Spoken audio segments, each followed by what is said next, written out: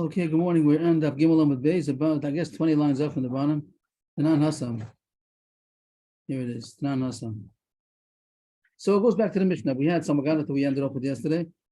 But going back to the Mishnah that says Machlokes about how many Eidim do you have to have in order to do Kinu and Stira. Once again, we're Masechah Sotah.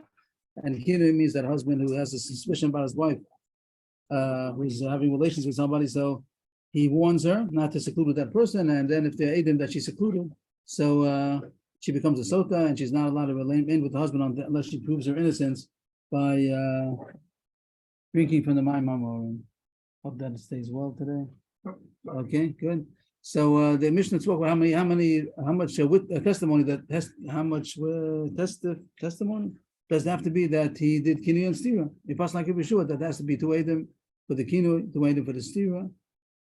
And we also came across the point that if after the Kinu and the Stira there was even one aid, or even the husband himself that says that she had relations, the aid tumah, then even one aid is believed. So that's what the Bryce is going to talk about from here till the bottom of the page. It's pretty simple. Tanan Hassam. We have a Mishnah coming up later on in the Masechta. Shoyi bedin uma edus abishona she'enos srata isra olam ene muskemes b'pachas mishnayim. Edus achrona she'osrata isra olam eno din shelo tiskayim b'pachas mishnayim. Here it talks about edus rishona, edus achrona. So we can jump to the bottom line of the page. It says in the bottom line, what's edus rishona? Edus stira. Edus rishona means the testimony that she secluded. That's called edus rishona.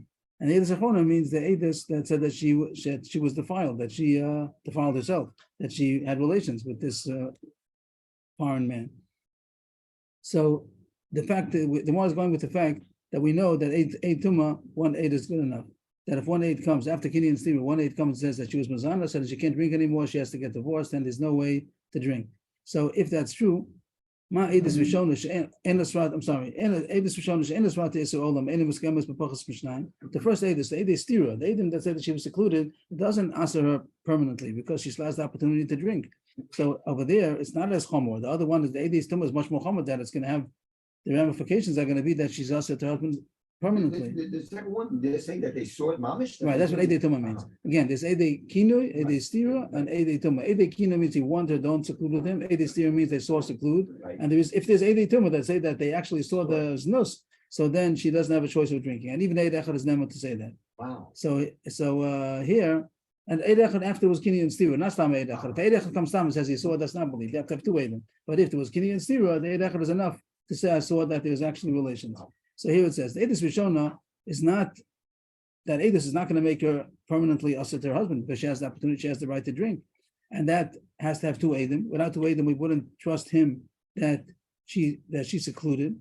So Edus Vish Achrona, Shasrat Yisrael, and it didn't slow this guy Bachas Mishnayim. The Edus that said that she's actually was Mazana and she's usher and she cannot drink, that's more Chomer. So Kal you'd have to have two Edim.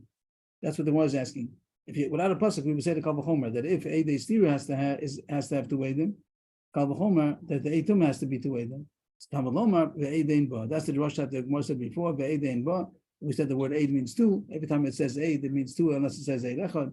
So Eid means there's not two Eidim, there's only one Eid. Kol Sheyeshba, as long as any kind of an Eid does. So then he learned his pasuk. She's asa. That was the drash. That was the pasuk where we learned out that a woman is asa with an Eid tumah. If there was Eid tumah, Eid that said she was mazana after the kinu and the stira. So then after the kinu, and she was a stira for sure. And then one Aiden comes and says, I was there and I saw that she was Mazana. So he's believed. So it's a pasuk. You have to have a pasuk to say that Eidei Tumah is enough to have one. Now the Bryce goes the other way. So if that's true, if this is a fact, Eidei Tumah means that Eidei Tumah is one. So now go backwards and make Kavachomer that the original Eidus, which is Eidei Stira, should also be enough with one Eid. Ma Eidus Achrona She'esrat Yisrael is Gemas Beidechad. That the Svar should be the opposite. Again, the Svar is that the Eidei Tumah are more, it's harder because they're making her usher permanently. So you have to have more Eidos. And if you see that even over there, one Eid isn't believed, so Kal V'chomer, one Eid should be believed on the Stira alone. That's also a pasuk. The Gemara is going to change this right away, but the Brisa here says the way you know that usually you have to have two Eidim is because every kind of erva has to have two Eidim. Like the Gemara is a lot from Mamonis. But Mamonis, it says openly you have to have two Eidim in order to testify anything about money. And there's a Gzer Shabbat Davar Davar. Here it says Kimotz Be'evas Davar. Here it says also the word Davar. So Gzer Shabbat Davar Davar. Just like over there by money matters, it says you have to have two or three Eidim. So too by erva also you have to have The same thing, davar, you have to have 2 edim. Ma davar amar lahalan al pitch 9 edim, afkan al pitch 9. Here also you have to have 2 edim, 80 stira. Ad kan the brisa, what did the brisa say? That you have to have a pasuk to say that 8 tumas, one is enough, and you have to have a pasuk to say that by 80 stira, you have to have 2 edim. And the pasuk that the brisa brought that you have to have 2 edim is the regular halacha that every davar ever has to have 2 edim to testify. The same way you learn out the davar always from Mominus. The Gemara takes over, and the Gemara says that this pasuk is not enough. That is another pasuk we learn out. The regular drasha about matzah be'evas davar is good for all kinds of arayas, gittin and kedushin, all kinds of arayas that it has to have 2 edim. But this halach over here that edei stira has to have 2 edim, there's a special drasha for it because it says ba. This halach where it says be'edein ba, this word ba over here, be'edein ba, that told us that the halacha that eid echad is nem is dafka be'edei tumah, but dafka ba, dafka edei tumah. But lobakina, lobastira over there you have to have 2 edim. So you got the Bryce got the wrong pasuk. These words miboile, I think you have to take it out. These 2 words miboile don't seem to flow, and it was brought down. Right? These words miboile, put in parentheses that it says in the first revision that didn't have it. So the Gemara answers, you're right. If the Bryce was missing something, here starts the answer. Achinami kamba. That's what the Bryce really means to say. So it's missing something. Chasurim Mechsera. Rashi says in the first wide line, Chasurim Mechsera. It's missing something in the Bryce. It really means to say the pasuk that you want. The way that you know that the kini and stira has to have 2 edim is because on the pasuk eid ba, where it says that 1 eid is believed for tumah, over there it says ba to be mind anything else, and that's what Yeshua says. That's why paskin you have to have 2 edim on the kinu, you have to have 2 edim on the stira. The Rashi does sense off that usually you have to have 2 edim if there wouldn't be kinu and stira. The regular law is about 80 tumah. You have to have 2 edim. The tumah ba'alma below kinu below stira. How do you know that a regular case where a tumah comes and says, I know that she was mazana, but there was no setting of having kini and stira before that, so then Eidechad is not naman. How do you know that? You know from the regular drasha, davar mimaman. Namakan makimatz b'eras davar. Namal halim apishnai made them oshlo shedim yakum davar. It says the word davar by arayis. It says the word davar by mominus, and over there it says the parish have to have 2 or 3 edim. Ma davar amol halim edim shnayim afkan edim shnayim. Just like over there by mominus you have to have 2 edim to testify about anything. So to by arayis you have to have 2 edim. So the facts didn't change. The facts are what we had yesterday already. That for kini and stira, pasnak of sure you have to have 2 edim on each one. That if one, he has to have edim, he has to have 1 edim that she's secluded. If after that there'd even be 1 edim that says that she's mazana, he'd be believed. The pasuk is eid ba. That's the thing that Jesus teaches you that 1 eid is good enough to answer 8 tumah. But how do you know that kini and stira have to have 2? Because it says the word ba, and that excludes everything else. Has to have 2 edim. Kimatzav erebas davar is the regular drush, not about our sugya. A regular arayis. Here it talks about if someone comes without any kind of setting of kini and stira, and he says that we saw this woman was muzana, only 2 edim are believed, 1 eid wouldn't be believed. It ends up over here. I would think that this Tanur Rabbanan is a mistake maybe, and it just continues the brisa. Eidus Rishonas, or Eidus Stira, Eidus Achronos, or Eidus Tuma. This is an explanation of the brisa we just finished talking about. We spoke about Eidus Rishona, Eidus Achronos. What does all that mean? Eidus Rishona means the edim that says that she was secluded. Eidus Achronos means the edim that said that she was mazana. And I would say here's the end of the sugya. That's what we finished this whole brisa that compared the Eidei Stira to the Eidei Tuma. It comes out to what we knew yesterday already. Kini B'Stira has to have 2 edim, and Eidei Tuma is enough to have 1 eid after Kini and Stira. A new sugya. So there's something called Stira. What does Stira mean? Yichud. Yichud means to be secluded. The time that is to be secluded with a woman. And here the issue was she became a Sotah because of that, because the husband warned her not to, and she's still secluded. How long is seclusion? It also has it's relative to Hilchos Yichud, even though we're not talking about a Sotah, Hilchos Yichud. How long is it also to be with a woman in seclusion? So the point is, Kama Shir Stira, could they Tuma, could they Bia, could they Hara? Is it also even less than that? Oh, I didn't know that. Maybe it's also even less than that, or it's not called a Stira B'chlal because it's can't come to anything. I'm not sure. I don't know. In the elevator, why is the mutter in an elevator? Because it's not a kedei, not kedei tuma. So maybe leave it. I don't know. No, it's a nice question. I don't know. So they also mark it on this to wait after by chassan they have a cheder yichud, which is not mamish necessarily halachically, but they have a cheder yichud. So the edim stay the amount that it would be able to have a bia. How long it would take to have a bia? How much is stira? Could they tuma? Could they bia? Could they hara? how long is considered seclusion? Enough time that they would have had relations. They would have actually had relations. It's not a good thing to have a yichud stam, but isser of yichud, like I'm saying, maybe even a little bit is usher, but it's only called the isser steer over here that she becomes usher because of a sotah if they were there long enough in seclusion that they could have had relations. Kedei bia, which is saying that's what kedei tuma means. Kedei bia. The Gemara is going to say, well, you have to have all these words for. Kedei hara means the tchilas bia, means that a bia that the whole organ penetrates. So that's called gemar bia. That's when the whole organ, but the beginning of even a little bit of the organ goes in. That's also penetrates. That's also called hara. The word hara means the beginning, I think. So that's also enough to make it rasa. That's considered a bia also. As far as all kinds of arayas, hara is considered a bia.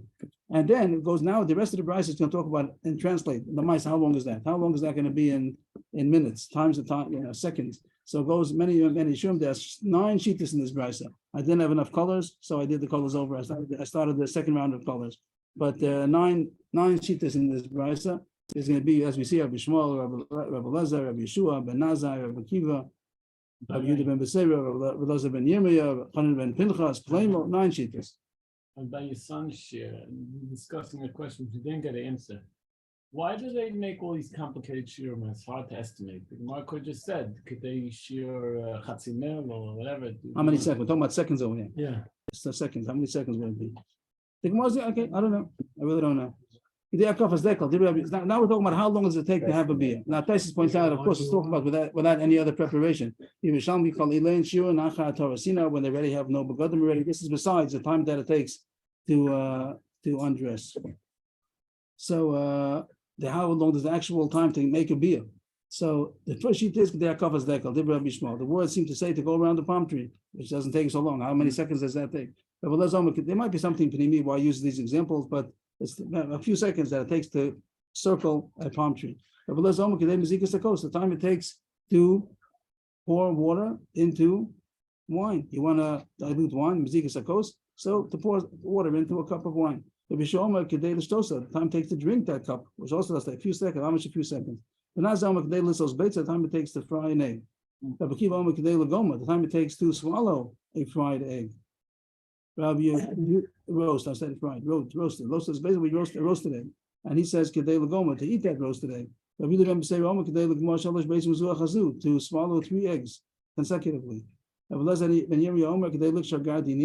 time it takes to a weaver to tie a string, if there's a string that's snapped, so the weaver ties them together. So the time it takes to tie a snapped string, that is the time that it takes to make a beer.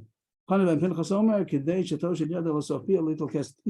that it takes a woman to put her hand into her mouth in order to take out some kind of a splinter, some kind of a stuck between her teeth, so to take out that casing from between her teeth. The time it takes for a woman to put her hand into the basket to take a loaf of bread. And on this last one, there's a simon. We have 9 shittas over here. And there's a pasuk that talks about how people are mazana. I think the pasuk is that when a person is going to go into his nus, he's going to lose all of his money. He's going to go down to his last bread in order to get a zona. But the Gemara is making a drush over here that there's how much is the isha zona? How long does it take to have relations? The time it takes to get a piece of bread. Of course, it's only a remez. It's not trying to pasuk, but it's zeichel adava, just a reminder, a mnemonic to remember the shita. So altogether, we have 9 shitas. So how long it takes to do bia? The Gemara goes to that's the end of the brayso. The Gemara goes to the beginning. Is each one getting longer and longer as you go along? I don't think so. Some of them are longer, but at the end of it gets shorter. I don't know if it's not in order. Okay. Descending or ascending. I don't know. But before the Gemara goes into this, the beginning said, "Kedei tuma, kedei bia, kedei hara." That everybody agreed to. The only question was how long is that kedei hara? And just again, all these shiurim are not talking about the full penetration; it's just talking about the beginning of the penetration. So the brayso said, "How long is tira, tuma, bia, hara?" The Gemara wants to know, why do you say all these terminologies? Why do you have to say these 3 things? Tuma, bia, hara. It's necessary to say all of them. If it would have said kedei tuma, means how long to have relations, you might have thought that also includes takes to convince her that he has to come out. We talk with Choshesh that the seclusion is ready after she's already convinced. And it's only the time that they have to have the relations. So it says only the bia alone, without any kind of influencing. If it would have said bia usually means a full penetration. So it says no, even the beginning of the penetration is enough to be considered yichud.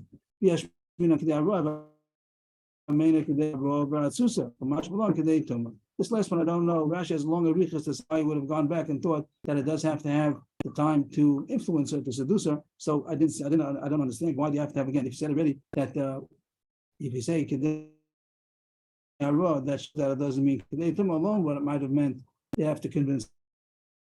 Once it says kedei, that it doesn't mean that. It's kedei hara. How come it also has to go back to say kedei tumah, that it has to be the tumah alone without atzusa? I would have thought that maybe these words are not so simple, but Rashi does seem to have that. He has the kasha also, so I don't know. Another pasuk to say, another mishnah brisa to say that it's not time necessary to influence her, to seduce her. We pushes that she was already seduced, and now this is only the time of the year enough that we have the tchilas. To be a kafas dekel, I go into all the opinions. Behind opinions, how long is that? How long does it take to do tchilas bia? Not a Gemara which has a lot of the same shiurim, but it's going to have different names. It's going to have contradictions over here because here the names are going to be different. That the Gemara is going to juggle to explain how the brises don't contradict. That two brises contradict each other. That says different shiurim. It says in the pasuk V'nistira that she was secluded. Become a shir stira. How much is that? Lo shamanu. I don't know how long that is. How long is a shir that's considered secluded? Once it says that means that she was she had relations. That means the time that it takes to have relations, which is kedei which is kedei which was explained better before. That it doesn't even mean the time to seduce her, and it doesn't mean the whole bia. It just means the beginning of the bia. And now, how long is that? Kedei chazaras dekel. If we just underline all of them over here with the same color. I don't want to.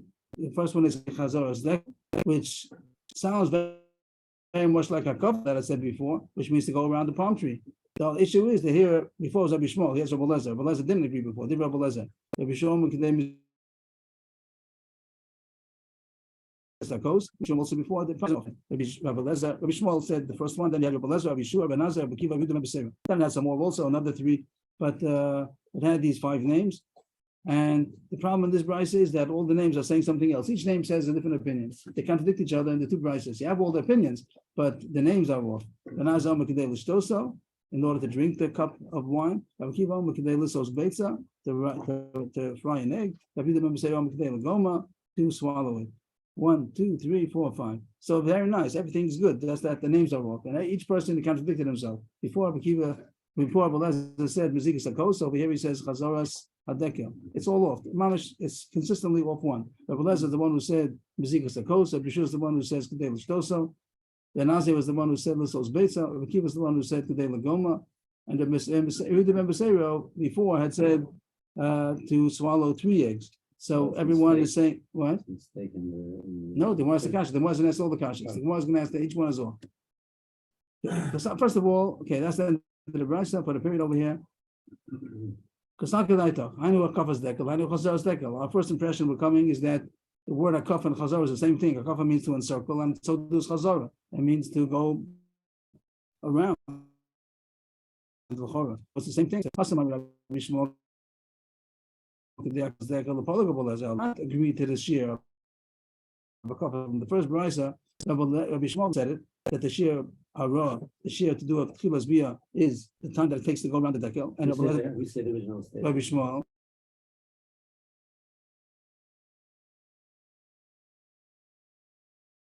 Well, there's an argument. He didn't agree. How come here he agrees? Here he himself says today chazaras dekel.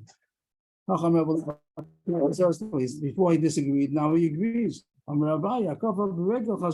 not the same thing. It's not the same. Akafa means the way we said to go around the tree, go around the dekel tree. Chazara doesn't mean to go around the tree. It means that the wind blows and the branch blows, and that's a different shear. Not the time that it takes a person to go around the tree, the time that it takes the wind to blow the branch. That's what it means. That the wind pushes the branch, and now it comes back. The Gemara says, the Gemara's a question. On this point, the Gemara's a couple of questions.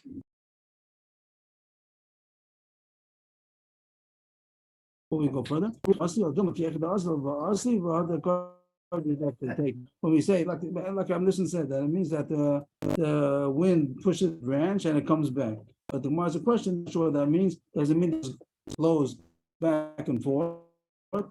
You have to wait until it settles, because when it blows back and forth, then it shakes a little bit until it finally comes to a full rest. So take we're not sure what Chazoros Tekel means. You're talking about seconds. What do you mean? Okay. The whole thing is seconds, right? What seconds? Yeah. So we entered the contradiction. Rabbi Shmuel said the Yaakov is dekel to walk the dekel, and Rabbi Eliezer did not agree to that.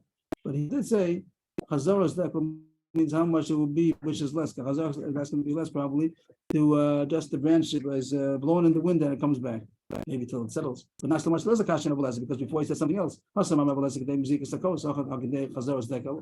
Before he said the shir is how long it takes to pour a cup of wine. And here it says wind blowing the palm trees, two different things. The Gemara says they're all the same. Both of them are the same shir. That was one kasha, the contradiction of Elazar, and we answered the kasha. Next kasha, next contradiction. Before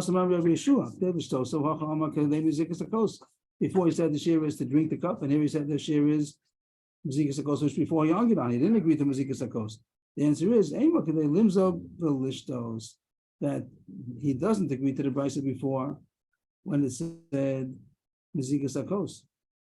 But he does agree that the Maziga and the drinking together, both of them together. He had the brisa when he said the second brisa, he said Mazikas Akos, he meant together with drinking it.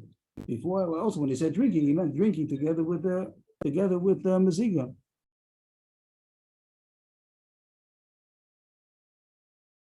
Again, the answer is because he's not contradicting himself. The Gemara is a side question. How come the Gemara says, how come you have to answer that? Why don't you just say that both of them are the same shir? That Maziga is the same shir as Shtia. No, you can't answer that. In Canaan Rebbe Lezer, there has to be a machlokes going on. In each brisa, the 5 shurim, the 9 shurim in each brisa is arguing. So you can't say the two madam say the same thing. If Maziga is same as Shtia, just to go back to the first brisa, let's say that here Rebbe Lezer said today Maziga, Bishur said today Shtia. You can't say it's the same thing. Then there's no machlokes. Both of them are saying the same thing. They're not just giving examples. They're saying a machlokes in time.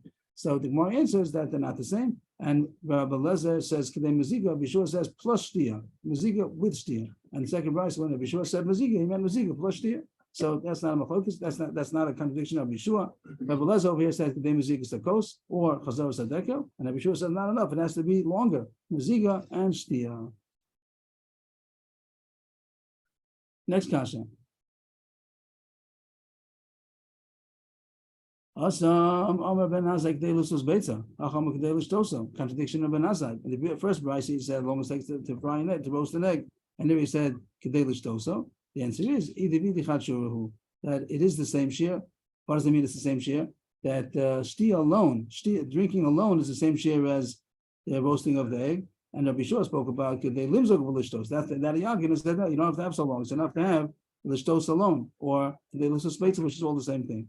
Next kasha, Hasamam Rabbi Kiva Kedei Lagoma, Hachama Kedei Listos Beitza. Rabbi Kiva is contradicting himself. In the first brisa he said the time it takes to swallow an egg. Here he said the time to roast an egg. Both of them together. The brisa of Rabbi Kiva, in the first brisa when he said Lagoma, he didn't just mean to swallow the egg without. He's going back in the one before. Before the Nazai had said to roast the egg, and Rabbi Kiva said, and also to eat it. Both of them together. Why doesn't the Gemara answer? But the Gemara is asking on itself. Why can't we answer that it's all the same? Again, then there wouldn't be machlokes because Benazai said Lislos Beitza. Rekiva said Kulei Lagoma. If both of them equal the same share, they wouldn't be arguing. So you must say Rekiva's coming to add on Lislos Beitza plus Kulei Lagoma. And the last kasha Hasamam Ravidu Ben Beseira Kulei Lagoma Shlalish Beitzim Zuach Hazu Hachama Kulei Lagoma. That in the brisa before, Rabbi Yehuda Ben Beseira said to eat 3 beitzim, and here he said in the second brisa he said in order to swallow 1 beitzah. The Dvar of the Rabbi Kiva Kamar, the Kamar Masham, the Tzli over Gemia, and Moshe Gemia, Lechuda, Kedei Legameh, Shalosh Beisim, Zuach Hazu, the Haim Tzli Gemia. That first brisa is going on Rabbi Kiva. Rabbi Kiva Dashvin is saying that it takes time to roast the egg and also to eat it. Rabbi Yehuda ben Beseira said, I agree to you. He's not coming to argue. According to this chart, Rabbi Yehuda ben Beseira is not coming to argue. He's just coming to say that you could have said the shear with eating eggs alone. The time that it takes to roast an egg and to eat it is the same time that it takes to eat 3 eggs. So he's not arguing. The Chor is not arguing in either of the brises. In the first brise, he said that eating 3 eggs is the same time as it takes to roast and eat 1 egg. And the second brise, he says that Rabbi Akiva said, "Kedei l'gmor beitza." Yehuda ben Beseira is lislos beitza.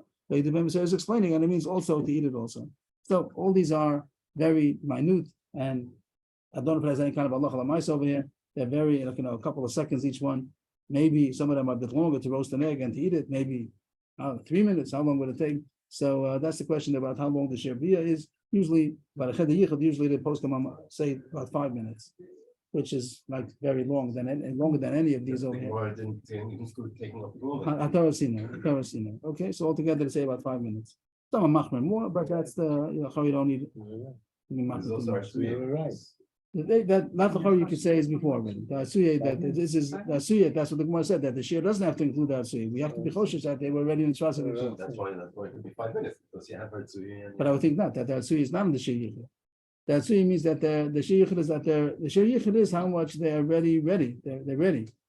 So Tawasino, you have to give them time because that was they were in public. But asuya could be that they were ready. They had made up already. So we did these 6 shitas over there. There were 3 more that the Brisa said before. That was the Yeshik Shagar di Nima and Kadesh Toshi the other Sofia little Kisem and about Toshi the other Lasal. The Gemara is going to go through these other shitas also. This is 7, 8, and 9. The shitas of 7, 8, and 9. But how long it takes for a weaver to tie a string that snap? Are we talking about that the two ends that snap? Are they close? Are they far away? Or are they close? Means you have to also pull them together. Takes a few more seconds more. So take it. Maybe it's a very small shear that the 2 strings are right next to each other. How long it takes her to take out a splinter from between her teeth? How stuck is it in her teeth? Sometimes you can take something out of the teeth very, very fast. If it's stuck, it takes a little bit more time. Also, take you. To put her hand into a basket to take out a loaf of bread. 5 questions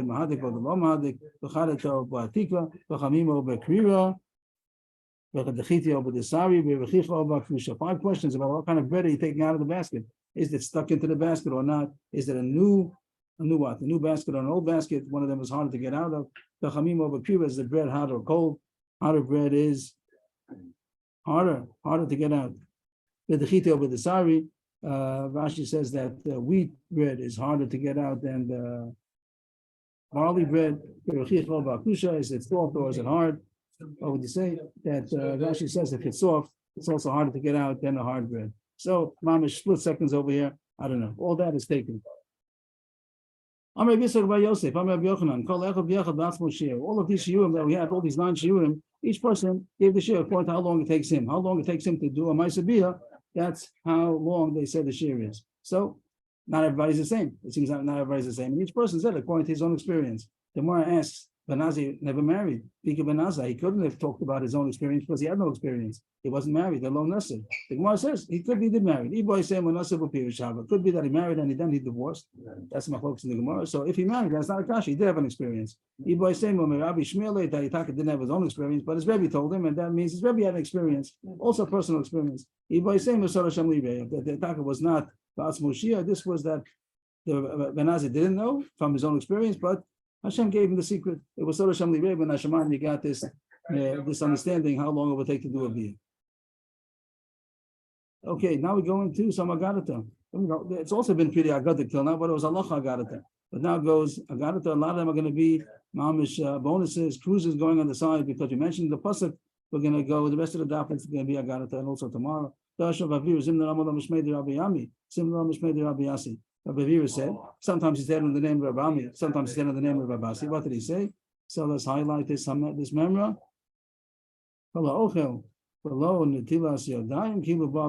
If somebody eats bread without washing, it's a the kind of rabbanon to wash. So if he ate bread without tilas yadayim, it's as if he had relations with his owner. I don't know what, sometimes we have understand what the connection is. I don't know the connection between, I have maybe a thought. Why can he marry this lady? Why? Because they don't have patience. So could he wait to wash his hand? okay. Shenema, what's the drash? Shenema kibadi. The one comes was quoted before as the Remes over that how long does it take a bia to put the bread into to take the bread out of the basket? This was only brought as a Remes. So now we're using the pasuk. Once the pasuk was mentioned, so we're gonna go on a tangent to dash.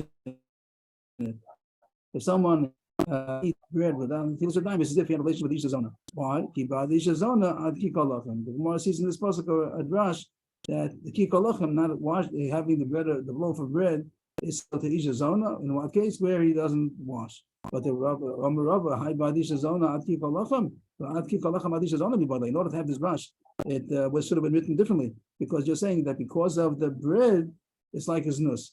And the pasuk is the opposite. Something because of this nus is the kikol lechem. So the drash you're saying doesn't fit into the words. So Rava says a different drash. Kolava al isha zona. Read it. Sorry, Amar Rabba. No, before that. Shinima kivad isha zona. That's the pasuk. That's the pasuk that we're dashing over here. That's the pasuk we dashed it before. We dashed it in Amanala to tell us the remez. That if somebody, how long does it take? Does it take a Maisa's nus? How long does it take to have relations? We said as long as it takes to put the hand into a basket to take out the bread. Once we mention the pasuk, we're dashing it on a side rush, and Rabbi darshan that if someone eats bread without Tilas Yadayim, as if he had relations with his owner. But Rabbi objected that doesn't fit into the pasuk. Your drash doesn't fit into the pasuk. You should have said the opposite. Elam Rava, a different drash on the same pasuk. If somebody has relations with a zona, at the end he's going to become impoverished, he's going to become poor, and that means that he's going to pay out his last money as a harlot's fee, or that as an owner she's going to become poor. That's the end of that. And now, once we mention the Tilas Yadayim, so we're going on a bonus to bonus. We're taking cruise to cruise. Once we got on a tangent to this issue of the Tilas Yadayim, the bread. So we're going into talk about that. And what does he say? If somebody is loose, lenient meaning mezalzel, takes it light. The halachas of the Tilas Yadayim for bread, at the end he's going to be uprooted from the world. What? Yeah. It's rough. He doesn't bring any sauce. Does he bring? He brings no sauce for it. He does. I'll add on to Chaim's question. Tilas Yadayim is a great thing, but why? Like, why is he nechem and island? Why it's so strong? The Ramchal in general, by older Rabbanans, when the Gemara is so machmir Rabbanans, he says it has a lot to do with the Kabbalah. If you know the Kabbalah, you'll know what it has to do with each other. He says sometimes it's like very surprising on Rabbanans. It's so wild. So he says that a lot of the people that learn without any kind of pneumonia, so then they have difficulty with these Gemaras. You need a lot of amunas chachamim. But he says, have amunas chachamim, and you should know. If you know the pneumonia, you should know what the connection is. But I don't. He doesn't even bring here a source. I don't see it. I don't see that coming. I don't see it. Okay, put a period over there. The Gemara continues more halachas about the Tilas Yadayim. Mom is going a tangent to a tangent. What does he say something? Yes. The overall In general, every Rabbanan, nothing special about Tilas Yadayim. Every Rabbanan. Like Mishnah the Rabbanan that's what Tessie says. That's what Tessie says. Every Rabbanan is done this day. He has a pshat.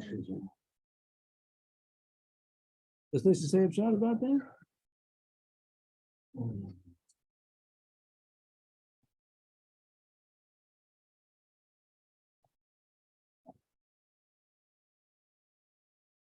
Okay. The Gemara continues. Also more halachas about the Tilas Yadayim. Rav Chia Rashi Amar Rav. Ma'im Rishonim Serach She'ag B'yadav Lamala. Ma'im Echronim Serach She'ash B'yadav Lamata. When a person washes Ma'im Rishonim means before you eat bread. Ma'im Echronim means as we know, finish the meal before you bench. So you're supposed to wash Ma'im Echronim. So Ma'im Rishonim is supposed to pick your hands upwards, and Ma'im Echronim to hold your hands downward. What's the reason? So the Gemara is going to say the reason here. When a person washes his hands, he means Ma'im Rishonim, he has to pick up his hands upward. Maybe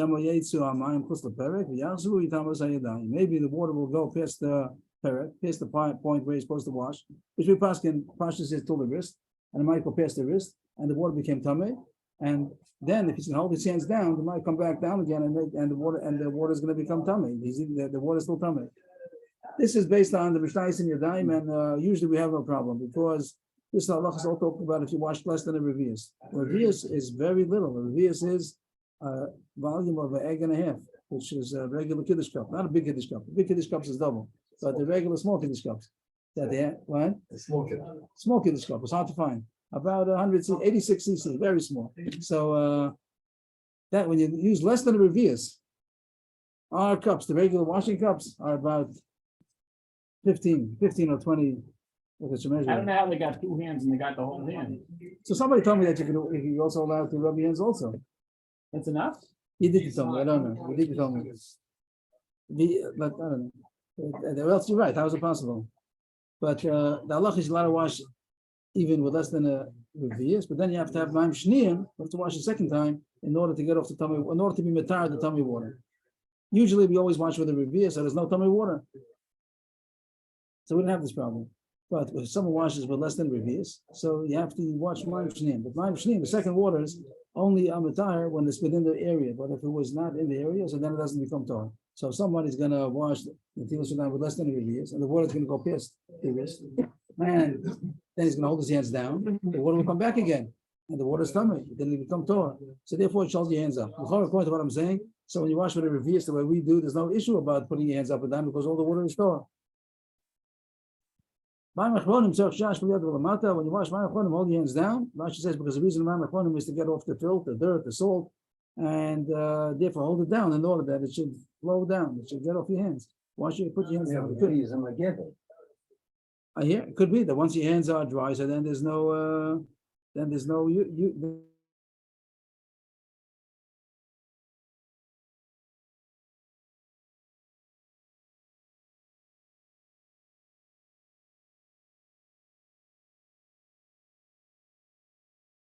if the hand water goes past the wrist, the mayim tameim won't become tall with the mayim shniyim. And the second Allah mayim achronim, put the hands down is because the filth should fall down. And Chaim Dov is asking, if you use a towel, you don't have the problem. Tanam yachi, that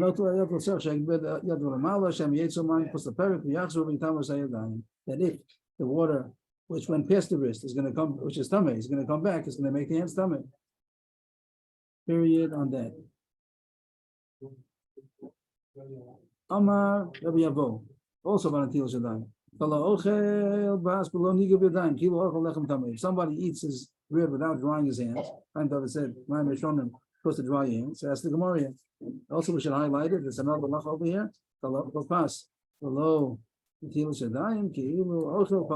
If somebody eats without drying his hands, like he ate tummy bread.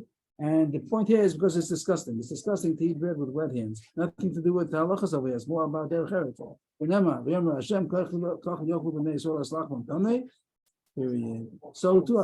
Yisrael can eat that bread tameh. But that's talking about eating in a disgusting way. Has nothing to do with tameh. And the pasuk calls it tameh. So you see that disgusting is called tameh. So if somebody eats in a disgusting way, it's as if he's eating tameh.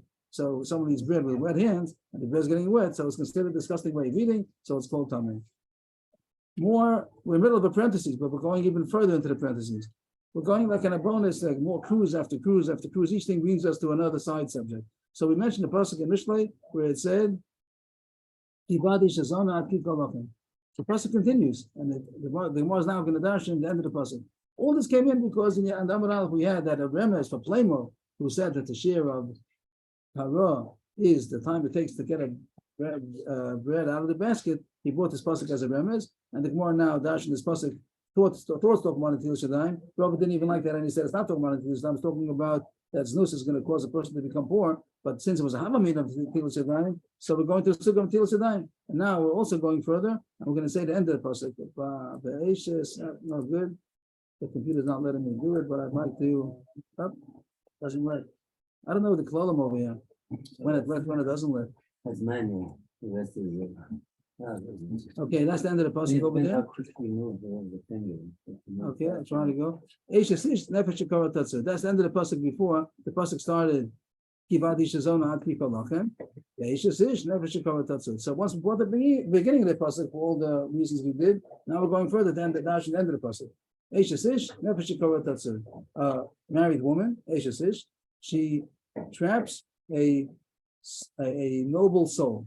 And the Gemara is dashing in the pasuk.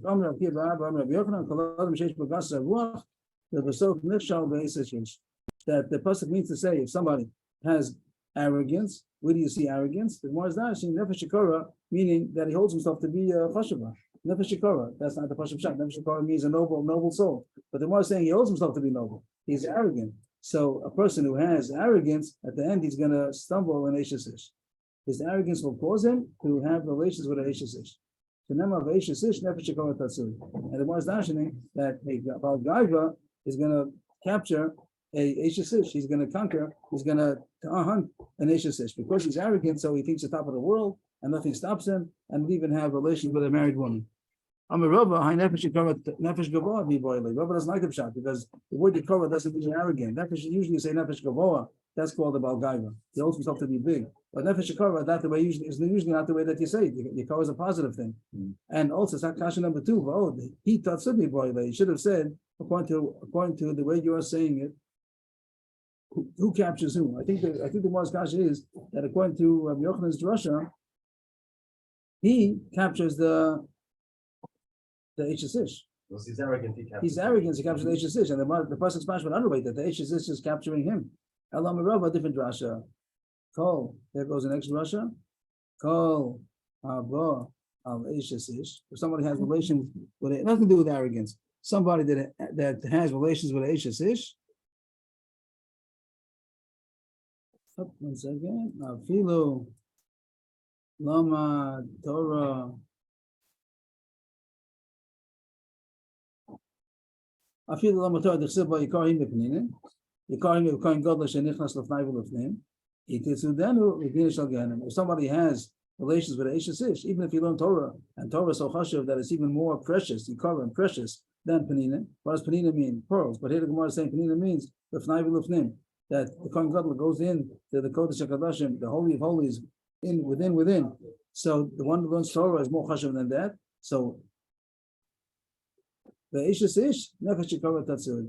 Someone has relations with Eishesish, even if he's a nefesh shikara, she is going to trap him. Means the Isra of the Eishesish is going to trap him, even if he's a big Talmud Chacham. But if he has relations with the Eishesish, he's going to be trapped in the Gehenna. I'm Rabbi Yochanan. On the point is not that he's the one who's going to be falling, but just No. That's a point, side point that a Talmud Chacham is more chashuv than a Kohen Gadol. A Talmud Chacham is more chashuv than a Kohen Gadol. Now it says someone has relations with Eishesish, his Talmud Chacham is not going to help him. His being a Chacham is not going to help him, even if he's a nefesh shikara. His mom is so great. You call him a Penina, but nefesh Eishesish nefesh shikara tatzur. It's going to trap even a person who's yakar. They're also going to be trapped in the Gehenna because of the Eishesish. The Gemara meant, it's interesting again. The Gemara is going to go dash now about Gaiva. The Gemara is it's going on a tangent, a cruise on something which was only Havamina. The Gemara thought that it means Rabbi rejected that. But the Gemara now is going to have the sugya of Gaiva. And this is famous sugya in the Sotah, that Dalit Hey, which talks about the Gaiva. The whole issue of arrogance is this is the main sugya in Shas. One of the main sugyas in Shas, and it comes in mamish on a tangent that was only Havamina. We thought that the pasuk of Eishes and Nefesh Yikara Tatsud is going to talk about Gas Ruach. The Gemara rejected it, but now the Gemara is going into the point of arrogance. Second white line. Kal Adam. Sheyesh bo Gas Ruach. Kilu Obed Avodah Zarah. If somebody has arrogance, as if he serves Avodah Zarah. What's the drash?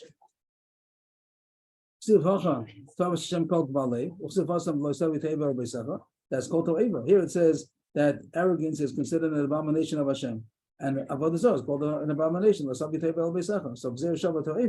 that someone that has arrogance is a To'eva. He says an abominable as Avodah Zarah. That was a Yochanan in the name of Shema Yechai. Rechon himself says that it's comparable to somebody who denies Hashem. When someone is arrogant, he forgets Hashem. That's called kofar bika. It's as if he had relations with all of the avais that is the Torah says.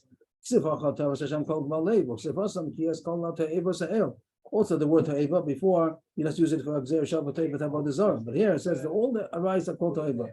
By the end of all of the avais, Achimos Kedoshim, it says. So all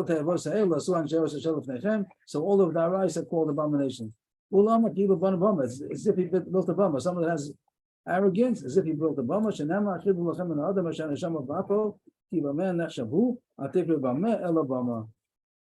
Let alone from man that has a soul in his nostrils, because what is he considered?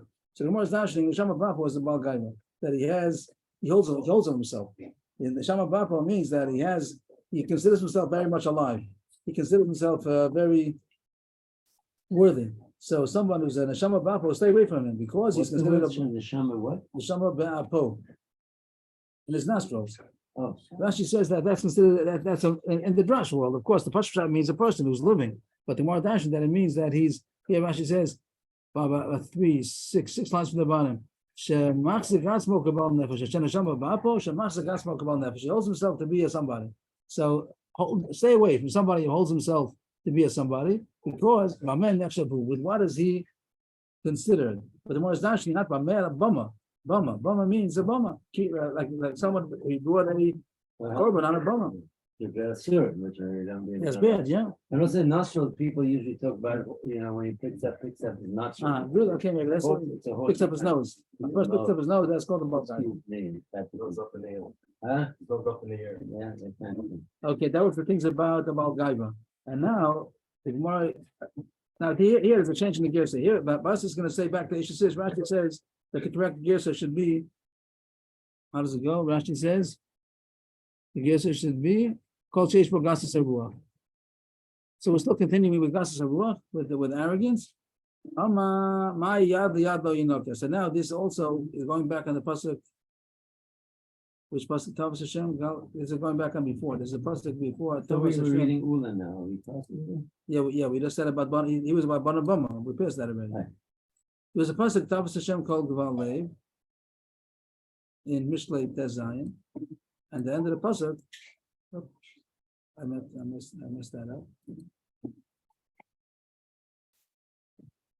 Okay, it means the pasuk called Gval Lev. Put the Lev over there also, and the pasuk says. Yad yad lo yinoken. So because we had the beginning of the pasuk over there, Tavas Hashem called Balev, so the Gemara is also going to dash in the end of the pasuk. Where are we over here? My yad yad lo yinoken. What are you dashing from the pasuk that says hand to hand is not going to be cleansed? Amar Rav Kol. Here to change it. Kol sheish b'gas saruach. This we have to erase. Not Kol abaysh eshes. Erase the Bach. The Bach helps us out. Rashi tells us that it should be called sheish b'gas saruach. Whoever has arrogance, afilu k'nei l'kadosh baruch hu shemayim v'aretz k'Avrohom Avinu t'chsiv be'yar emos yadi al Hashem elel yom kanei shemayim v'aretz v'inakam adin shel gehenim. Even somebody who is as great as Avram, that he acquired the heavens and the earth for Hashem, like Avram did, and that's called yadi. The word yad is going to be a symbol, some kind of a trigger to remember about Avram. And even Avram, even somebody like not Avram didn't do it, but even someone as great like Avram, that he gave the whole world. He was a big master of Tshuva. He made the whole world with Tshuva. He made that the heavens and earth belong to Hashem. But if he does, if he has arrogance, he is not going to be cleansed from Gehenna. Why is this word the yads? Why is arrogance? You find it's in proportion to other meters, right? You find that. The arrogance is a word. It sounds like it's the word Kmita, no? I don't know. It's the worst, but the point is that he forgets about Hashem. Hashem is not in his world. If you wouldn't be arrogant to be thinking about Hashem. What do you take out?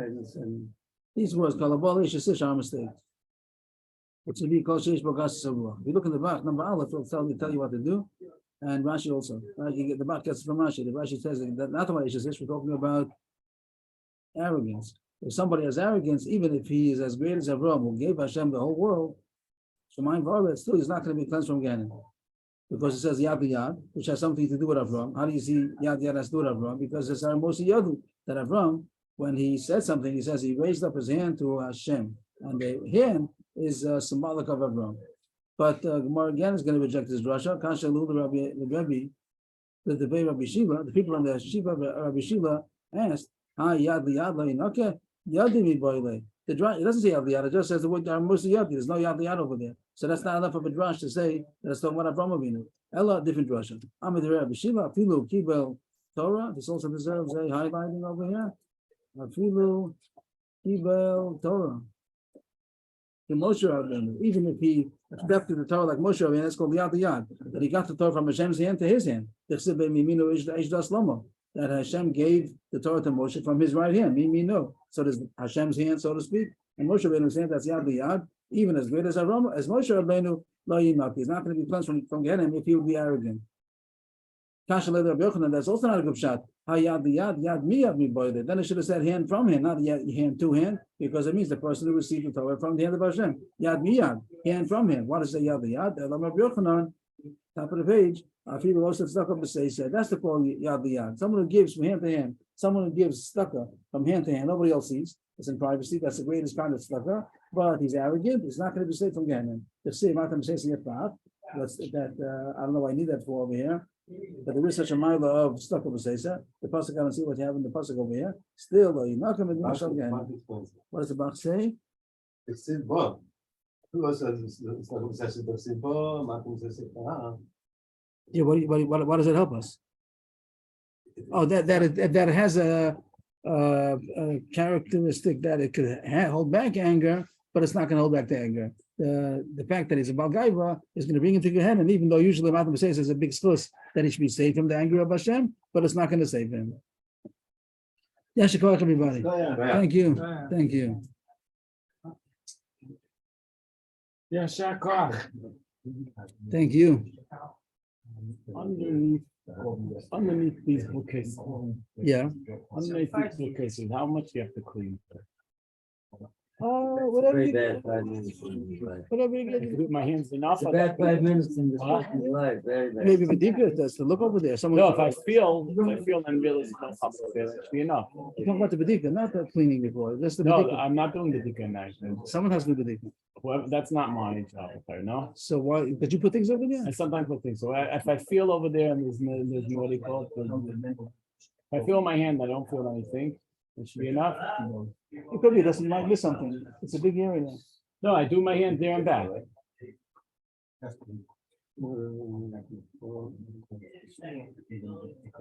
Probably if it's possible to see.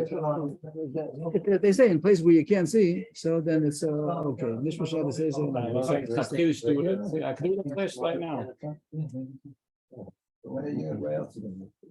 Thank you. It was easy to follow. What? It was so easy to follow. You talk very quickly. It was easy to follow. Thank you. Many people say that it's not not so difficult part. This is not so Not difficult. so difficult. Yeah. Usually we go slower. When it's difficult, we go slower. Yeah, okay. I try. But I wonder only the examples they give